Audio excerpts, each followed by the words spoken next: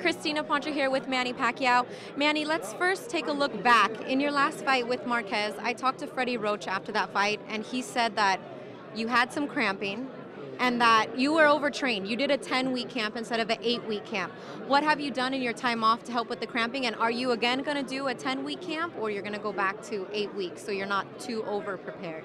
We train 10 weeks on the last fight, but that's heavy training. But this time, I start with 10 weeks before the fight, but it's slow, you know.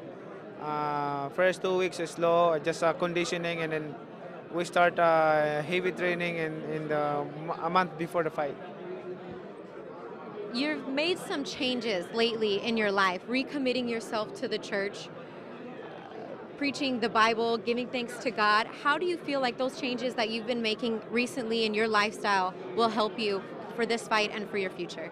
You know, it's helped me a lot, and I'm so happy right now because I found the right way to enter the kingdom of heaven, and I know how to follow the God's commandments. And for reading Bible, you will find how to follow His commandments. So I'm glad and happy that God touched my heart and follow His commandments and encourage me to read the Bible. That's why I encourage people to read Bible, and because Bible is it's the manual to our life to enter the kingdom of heaven. And then the next challenge before you is Timothy Bradley, an up-and-coming fighter, undefeated, has a lot of skill, has power, has foot speed, and very anxious to become the next big face in boxing. How do you prepare to take on somebody hungry like him? That's true. Timothy Bradley is he's hungry fighter, and he's strong. He can punch. He's a good boxer, so it's a big challenge to me to fight like that. And he's undefeated, so I need to do my best and to train hard for this fight. With your recommitment to your religion, there's been talks that you're not going to be fighting too much longer. Maybe this possibly being your last fight.